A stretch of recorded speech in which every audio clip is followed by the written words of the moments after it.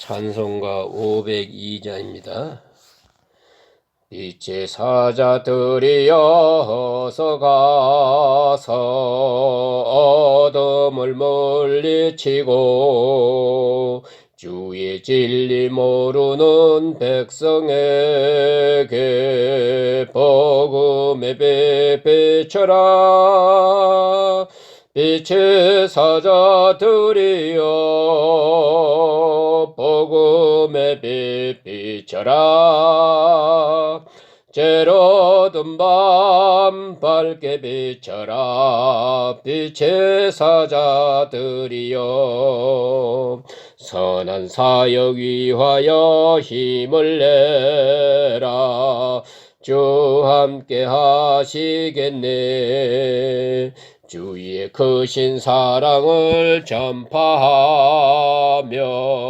복음의 빛 비춰라. 빛의 사자들이여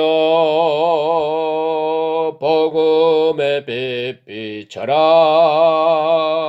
제로든 밤 밝게 비춰라. 빛의 사자들이여 주님 부탁하신 말씀 순종하여 이 진리 전파하라. 산은 넘고 물 건너 힘을 다해 복음의 빛 비춰라. 빛의 사자들이여 복음의 빛 비춰라. 제로든 밤 밝게 비춰라. 빛의 사자들이여 동서남북 어디나 땅끝까지 주님만 의지하고 눈 어두워 못 보는 백성에게 복음의 빛 비춰라. 빛의 사자들이여 복음의 빛 비춰라. 제로든 밤 밝게 비춰라. 빛의 사자들이여. 기도드리겠습니다. 은혜로 오신 아버지 하나님, 오늘 아침에도 우리가 건강한 몸으로 일어날 수 있게 인도하셨으며 주님 앞으로 먼저 인도하신 크신 은혜를 진심으로 감사합니다. 병만 많은 세상에 이만큼 건강하게도 하시고 다른 사람이 생각지 못하는 많은 은혜의 세계를 생각하며 다른 사람이 입지 못한 특별한 은혜를 입어서 오늘 새벽 첫 시간을 구별하여 주님 앞에 나와 그 나라와 그 의를 먼저 생각하며 기도할 수 있게 하시오니 이 놀라운 은혜를 진심으로 감사합나이다. 하나님 아버지, 허물 많고 부족한 사람들이지만은 그러나 특별히 택하시고 택한 중에 또 선택하사 오늘도 이렇게 주 앞에 나와 기도하며 은혜 가운데서 주의 말씀을 상고하며 말씀 앞에 새로워지며 말씀의 능력을 따라 다시 세상을 향하여 나갈 수 있도록 은혜 주신 그 은혜와 사랑, 축복을 진심으로 감사합니다. 아버지 하나님, 우리가 여기서 기도함으로 이 도성이 복을 받게 하옵소서. 소돔 고모라가 죄가 있어서 망하기보다는 의인 10명이 없어서 망했다고 듣고 있습니다. 아버지 하나님, 오늘 우리가 이 자리에 있음으로써 이 무서운 죄악의 도성이 용서받고 구원받을 수 있게 되기를 기도합니다. 하나님, 우리가 기도함으로 지혜를 얻고 능력을 얻게 하시고 완악한 자가 온유해지기도 하며 미련한 자가 지혜롭게 하시고 그리고 두려움에 떠는 저희들이 용기 있는 사람이 되게 하여 주시옵소서. 오늘도 하나님 말씀 전할 때 바로 전에 전달되게 하시고 이 말씀을 듣는 이로 하여금 마음문을 열어주셔서 그 영혼이 소생함 있게 하여 주시옵소서. 오늘 이 하루의 모든 삶을 주님께 의탁하옵고 예수님의 이름으로 간절히 감사하며 기도합나이다. 아멘. 오늘 주신 말씀은 잠언 26장 1절서 9절까지 봉독해 드립니다. 21절입니다. 이 미련한 자에게 영예가 적당하지 아니하니 마치 여름에 눈 오는 것과 추수 때에 비 오는 것 같으니라. 까닭없는 저주는 참새가 떠도는 것과 제비가 날아가는 것 같이 이루어지지 아니하느니라. 말에게 채찍이요 나귀에게 재갈이요 미련한 자의 등에는 막대기니라. 미련한 자의 어리석은 것을 따라 대답하지 말라. 두렵건대 너도 그와 같을까 하노라. 미련한 자에게는 그의 어리석음을 따라 대답하라. 두렵건대 그가 스스로 지혜롭게 여길까 하노라. 미련한 자 편에 기별하는 것은 자기의 발에 베어 벌과 해를 받음과 같으니라. 저는 자의 다리는 힘없이 달렸나니 미련한 자의 입에 잠언도 그러하니라.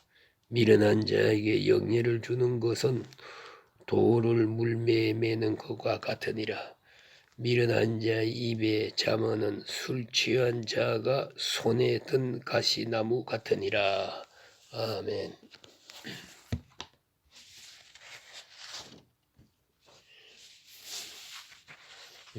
오늘 본문에 어리석은 자와 미련한 자에 대한 교훈이 자세하게 기록되어 있습니다.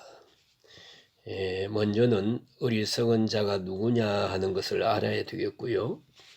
또 그 다음에는 어리석은 자와 우리와 함께 살아야 됩니다. 그런 거로 어리석은 자와 어떤 관계를 맺고 살아야 되느냐 하는 것입니다. 제가 말씀드린 바와 같이 어리석은 자가 소신껏 사는 것처럼 답답한 일은 없다 하는 것입니다. 왜냐하면은 어리석은 자는 언제나 자기가 지혜롭다고 생각하기 때문입니다. 모든 사람이 다 어리석다고 생각하게 되거든 내가 어리석은 자인 줄 알면 됩니다. 세상에는 지혜로운 사람이 많습니다. 그런데 이 어리석은 사람은 항상 자기가 제일 지혜로운 줄 압니다. 그러면서도 어리석은 데에 대해서 헤어나지 못하는 것입니다. 최소한도 내가 어리석다는 것을 알면 그는 어리석은 자가 아닙니다. 그걸 잊지 말아야 합니다. 그런데 이 어리석은 자는 여전히 자기가 지혜로운 줄 압니다. 그래서 오늘 보니까 어리석은 자의 잠언이 있습니다. 어리석은 자는 지금 열심히 자기 어리석음을 떠듭니다. 그건 마치 뭐와 같은가 하니 오늘 9절 맨 마지막에 보면 미련한 자의 입의 잠언은 그 사람이 지혜롭다고 떠드는 말은 술 취한 자가 손에 든 가시나무 같으니라 그랬습니다. 어리석은 사람이 어리석은 줄 모르고 자기의 어리석음을 마치 지혜처럼 떠들고 있다 그 말입니다. 그렇게 될 때 많은 사람에게 피해를 입힌다. 그래서 마치 술 취한 사람의 손에 들려진 가시나무 같은 것이다. 그렇게 말했습니다.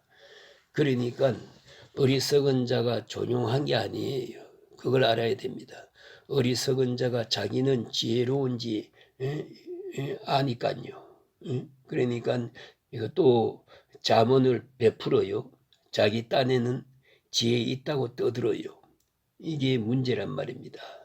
그리고 오히려 남을 무시하고 자기 말을 지금 옳다고 여기고 있거든요.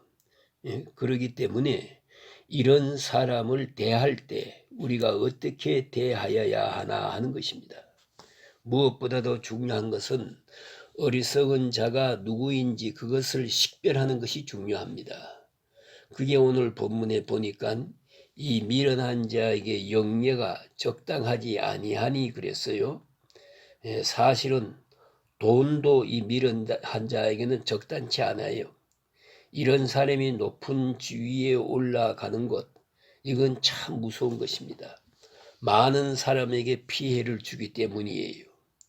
어리석은 자가 권세를 얻고 특별히 영예를 얻는 것, 그것은 더욱 좋지 않는 것입니다. 어떻게 비유했는가 하니 마치 여름에 눈 오는 것과 같아. 그러면 이건 곡식 다 망치는 거예요. 추수 때에 비 오는 것과 같으니라. 생각해보세요. 참으로 추수 때에 비 오는 것 보통 어려운 일이 아닙니다. 어리석은 자가 떠들고 돌아다니는 것 마치 이와 같아. 이렇게 말하고 있습니다. 그 다음 여기 삽입적인 말이 하나 있는데 까닭 없는 저주, 이건 두려워할 필요가 없습니다. 어떤 사람이 나를 못살게 저주하고 군다 하더라도 말입니다. 내가 그 저주를 받아야 할 이유가 내게 있지 않는 한 그 저주는 아무 상관이 없습니다. 그래서 다른 사람들이 떠드는 소리, 나에 대해서 비판하는 소리, 비방하는 소리, 혹은 저주하는 소리를 듣는다 하더라도 그로 인해서 상심할 필요가 없습니다. 어리석은 자로부터 나쁜 말 듣는 것은 내가 지혜롭다는 뜻입니다. 그걸 알아야 하고요. 악한 사람으로부터 칭찬받는 것은 내가 악하다는 뜻입니다. 그런 거로 악한 사람으로부터 좋지 못한 말을 듣고 어리석은 사람으로부터 비방 듣는 것은 아주 자연스러운 것입니다. 예. 오늘 여기에 크게 위로되는 말씀이 있습니다. 네. 어리석은 자가 까닭 없이 너희를 저주한다고 하자. 그러나 그것은 아무 걱정할 것이 없는데 마치 뭐와 같은가 하니 참새가 떠드는 것과 참새가 아무리 떠든다 해서 그건 그런가 보다 할 것이고 또 제비가 날아감 같으니라. 훌쩍이 하고 날아가고 말면 흔적이 없습니다. 그런 거로 이런 미련한 자가 까닭 없이 나를 비방하고 저주하고 그런다 하더라도 그로 인해서 신경 쓸 필요가 하나도 없습니다. 그러한 말씀이에요. 예, 그 다음에는 어리석은 자에게 대해서 다시 말합니다. 말에는 채찍이요 나귀에는 재갈이요 미련한 자의 등에는 막대기가 있느니라. 이게 무슨 말입니까? 예, 말로 가르쳐야 할 사람이 있고 매로 가르칠 사람이 있어요. 이걸 잊지 말아야 합니다. 이런 차원에서 생각합니다. 여기 지금 내가 사랑하는 사람이 하나 있는데 이걸 잘 가르쳐야 하겠는데 말이 안 통해요. 어리석고 미련해서 말로는 전혀 되지 않아요. 결국은 채찍을 들 수밖에 없다 그 말입니다. 그렇다면은 우리 온 인류를 다스리시는 하나님의 입장에서 보세요. 우리 인간들을 가르쳐야 하겠는데 바른 사람들로 만들어야 하겠는데 말씀으로 역사하고 선지자들로 역사하고 성령으로 역사해도 안 들어요. 그러면 어떻게 하겠습니까?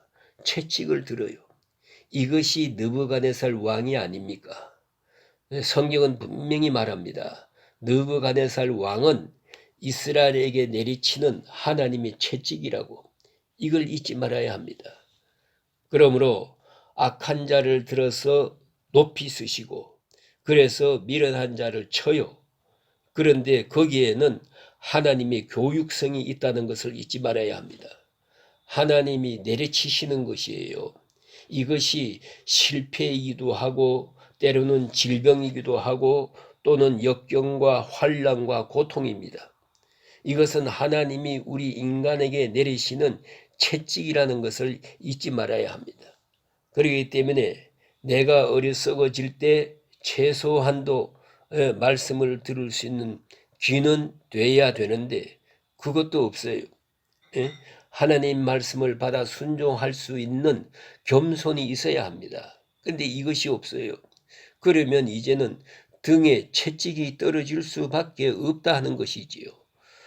말로 안 통하니까. 그러니까 통할 만큼 돼야 되지요. 이것이 안 통할 때 그러면 채찍이라는 것은 꼭 필요한 것이지요.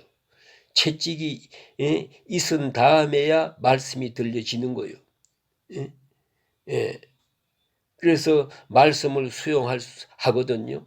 하나님께로 돌아온다 이 말입니다. 그런 거로 어리석은 자의 등에는 채찍이 있느니라. 그럴 수밖에 없는 것입니다. 그런 거로 이것이 사랑이에요. 이것이 하나님의 사랑이라 그런 말씀이에요. 왜냐하면 말씀이 말씀되게 하고 말씀을 듣게 하기 위해서 다 하는 것이 말입니다. 그 다음에 있는 4절 5절은 또 아주 재미있는 말씀이에요. 4절 미련한 자의 어리석은 것을 따라 대답하지 말라 그랬고요. 5절은 또 미련한 자의 어리석음을 따라 그에게 대답하라. 그래 이거 어찌란 말입니까? 대답하지 말라 대답하라 그랬어요. 그 이제는 여기에 지혜가 필요합니다. 어리석은 자에게 어떻게 해야 되겠나? 이것이 오늘 성경에서 깨달아야 될 말씀이에요. 그러니까 이건 우리 몫입니다. 하나님 말씀에 대해서 문자 그대로 대답하지 말라. 안 하겠다. 대답하라. 어찌란 말입니까? 그러니까 대답하지 말아야 할 때가 있고 대답해야 할 때가 있다 그 말이에요. 이 어리석은 자의 이 관계에서 말합니다. 그걸 꼭 잊지 말아야 합니다. 그러면은 어떻게 대답하지 말라 하느냐 하면은 어리석은 자가 거짓말 한다고 내가 거짓말하고 어리석은 자가 욕설을 한다고 해서 나도 욕설을 하고 어리석은 자가 화를 낸다고 해서 같이 화를 냅니까? 또 그렇게 대할 가치가 없는 거예요. 그러다 보면은 나도 모르게 같은 사람이 되어버려요. 그런 경우가 많잖아요. 아주 못된 사람 버릇 고쳐준다고 하다가 저가 더 나빠져요. 그런 경우가 많아요. 여러분 어리석은 자 구제불능한 사람 대답할 것 없어요. 나이가 들어서 많은 사람들이 깨닫는 것이 하나 있습니다. 그게 뭐냐 하면요. 우리가 많은 사람들과 지내는 것을 보면은요. 참 좋은 사람이 있지요. 또 나쁜 사람도 있어요. 그러나 그보다 더 중요한 것은 고칠 수 있는 사람이 있고 고칠 수 없는 사람이 있어요. 그걸 깨닫게 됩니다. 이건 구제불능입니다. 이건 어찌 할 수가 없어요. 그것은 왜 어떤 노력이든지 달라질 수 없습니다. 그것은 다만 하나님께 맡기고 기다릴 수밖에 없어요. 그건 내 어떤 방법으로든지 안 됩니다. 왜 그래요? 보세요. 오늘 말씀과 같이 내가 친절하게 하면 저 사람이 기고만장해져요. 또 내가 이제 똑같은 말로 같이 대하다 보면 내가 또 같은 사람이 되어버려요. 그럼 어떻게 하면 좋습니까? 이제는 하나님께 맡길 수밖에 없는 거예요. 그런 경우가 있어요. 그래서 아무래도 이런 사람은 그냥 내버려 둘 수밖에 없다. 내가 찾아가서 권면하고 말하고 뭐 친절을 베풀고 그러는 동안에 나도 그와 같은 사람이 되어버려요. 그렇기 때문에 어리석은 자의 어리석음을 따라 대답하지 말라. 이것은 이렇게 대답해 나가는 동안에 내가 같은 사람이 되니까요. 자, 욕한다고 내가 욕하고 화낸다고 화내고 빈정된다고 해서 나도 빈정되고 비방한다고 해서 나도 비방하고 이게 되겠습니까? 뭐 고소하면 나도 고소하고 이 같은 사람이 되어버려요. 마지막에 같아지고 말아요. 그렇기 때문에 어리석은 자의 하는 일에 대해서 어리석음을 따라 내가 대답하지 말라 그랬어요. 또 그런가 하면은 어리석은 자가 지금 자꾸 떠드는데 내가 또 가만히 있으면 어떻게 되느냐. 침묵하면은 그 어리석은 말을 인정하는 것이 되어버려요. 그러면 어떻게 되느냐. 침묵하면요. 그 어리석은 말을 인정하게 되는데 그 어리석은 자를 따라서 지혜롭게 대답하라 그랬어요. 왜 그래요? 대답해야 될 이유는 저가 스스로 지혜롭다 여길까 하노라. 스스로 지혜롭게 여길까 하노라. 자기 잘난 체 할 것이 아니에요. 그런 거로 이런 것을 대답해야겠다 그럽니다. 그러니까 침묵이 진리를 소멸하고 침묵이 내가 어리석은 자로 나타날까 두렵다. 그렇게 인정받을까 봐. 그래서 내가 침묵하고 있는 것은 그것은 당신이 시원치 않기 때문에 대답하지 않는 것이지 내가 어리석은 것이 아니요. 내가 모르는 것도 아니요. 그만큼은 대답해야 될 것이라 하는 것입니다. 그래서 이걸 정리하면 뭐냐 하면은 그 사람을 생각하는 마음을 먼저 생각하라. 그 다음에는 자기 자신이 여기에 휘말리지 않도록 할 것이요. 그러기 위해서는 감정을 조절해야 돼요. 이게 중요합니다. 감정 조절을요. 예? 무엇보다도 감정 조절을 해야 돼요. 예? 오늘 여기 주신 말씀이 뭐냐 하면은 대답하라. 대답하지 말아야 할 이유는 내가 감정에 휘말리지 않도록 저 사람과 내가 같아질까 두렵다는 것이고요. 같아지면 안 된다는 것입니다. 그러니까 어리석은 자와 내가 같아질까 동화되고 감염되고 이렇게 동참하게 될까 그 점에서 말하지 말라 하는 얘기고 또 어리석은 자가 점점 더 어리석고 교만해져서는 안 된다. 그리고 내가 어리석은 자로 멸시당해서는 안 된다. 그래서 침묵이 만일에 나에게 어리석음을 만들어 준다면 그래서는 안 되겠다. 대답하라. 그랬어요. 그러니까 어리석은 자와 함께 살면서 지혜롭게 할 것이요. 예? 말 같지 않는 말, 쓸데없는 말. 예? 그거 어리석은 줄 뻔히 알면서 대답하다가 어느 사이에 내가 같은 사람이 될까? 예? 그 점 조심하라 하는 거고요. 그리고 때로는 대답해야 될 때도 있습니다. 그것이 진리가 묵살되기 때문이에요. 내 침묵으로 인해서 어리석은 자는 지혜롭게 되고 하나님의 뜻이 땅에 떨어질 때가 있어요. 그럴 때는 우리는 대답할 수밖에 없다. 그런 말입니다. 그 다음 얘기해 주신 말씀, 미련한 자 편에 기별하는 것은 자기의 발을 베어버림과 해를 받음과 같으니라 그랬어요. 요새 같으면 뭐 전화 걸면 되고 뭐 팩스로 보내면 되고 하지만은 옛날엔 그렇지 못했잖아요. 자, 그러니까 무슨 소식을 전해야 되겠는데 내가 그 사람에게 이제 전합니다. 그러면 그 사람이 가서 대신 전하게 되는데 어리석은 사람에게 전해 놓으면 중간에 가서 말 다 고쳐버리고 맙니다. 말이 달라지고 만다 그 말이에요. 그러니 얼마나 어리석습니까? 이 기별이라는 것, 이 소식을 바로 전하지 못하면은 어떻게 되겠습니까? 이것 자기가 기억해 가지고 가다가 중간에 다 잊어버려요. 그 제멋대로 해버린다 그 말이에요. 그러면 어떻게 되느냐? 어리석은 자에게 기별하는 것은 발을 베어 버리는 것과 같아. 일을 아주 망치게 된다 그 말이에요. 그 다음에 미련하는 자에게 영예를 주는 것은 돌을 물매를 매는 것과 같아. 위험하다는 얘기입니다. 위험하다는 얘기. 그 다음에 미련한 자의 입에 잠언은 그랬습니다. 미련한 자는 자기는 잘난 체하고 지혜를 말합니다. 그런 말은 술 취한 자의 손에 든 가시나무 같으니라.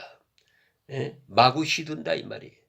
아무 의미도 없는 것이고 많은 사람을 피해를 끼친다 하는 말씀이에요. 결국은 오늘 주신 말씀은 뭐냐 하면 지혜입니다. 어리석은 자가 되어서는 안 되겠고 그 다음에는 어리석은 자를 알아보는 지혜를 가져야 되겠고 또한 어리석은 자와 함께 대할 때 우리가 그 어리석은 자에게 휘말리지 않고 나의 나됨, 나의 정체를 잘 지켜갈 수 있어야 그래야 지혜로운 자로 살아갈 수 있겠다 하는 말씀입니다. 오늘 여기까지 말씀드리겠습니다. 이 은혜가 함께 하시기로 주의 이름으로 축복합니다.